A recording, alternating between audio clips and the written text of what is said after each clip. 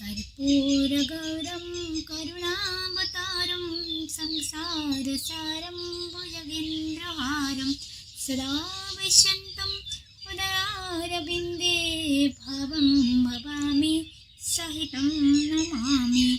सर्वेभ्यः नमो नमः। मम नाम कल्याणी।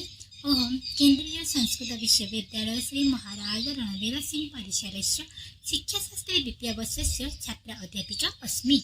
मम अनुक्रमाङ्क आसीत् 31। मम विषयम् आसीत् सूचना अधिकारः, राइट्स टू इन्फर्मेशन। आधुनिक समाजे शासनव्यवस्थायां पारदर्शिता तथा उत्तरदायित्वम् अत्यन्तम् आवश्यकम् अस्ति। एतये सिद्धार्थौ सूचना अधिकारः अत्यन्तं महत्त्वपूर्णम् अधिकारः अस्ति। अस्य अधिकारस्य माध्यमेन नागरिकाः शासनस्य कार्येषु निरीक्षणं कर्तुं शक्नुवन्ति तथा स्वाधिकारान् रक्षितुं समर्थाः भवन्ति। सूचना अधिकारस्य परिभाषा। सूचना अधिकारः सः अधिकारः भवति यस्य द्वारा नागरिकाः शासनात् विविधाः सूचनाः प्राप्तुं शक्नुवन्ति। एषः अधिकारः जनानां शासनप्रक्रियायां सहभागितां सुनिश्चितं करोति। भारते सूचना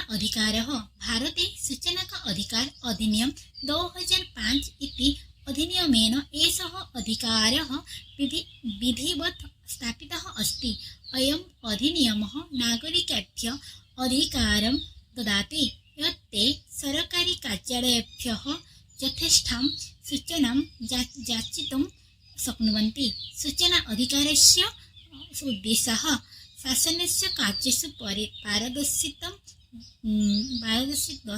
वर्धयितुं, भ्रष्टाचारस्य निवारणं, नागरिकाणाम् अधिकाररक्षणं, लोकतन्त्रस्य सुदृढीकरणम्।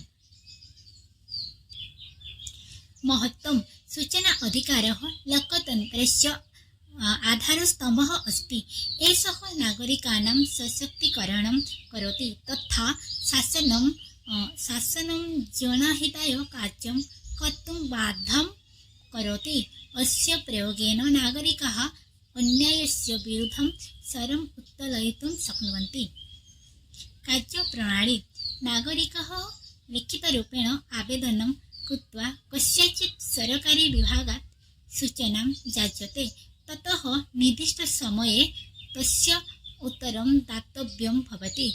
यदि सूचनाः न प्रदीयते तर्हि अपीलस्य व्यवस्था अपि अस्ति। उदाहरणं, यदि कस्यचित् ग्रामस्य विकासकार्येषु धनस्य दुरुपयोगः भवति तर्हि नागरिकाः सूचना अधिकारस्य माध्यमेन तस्य विवरणं ज्ञातुं शक्नुवन्ति।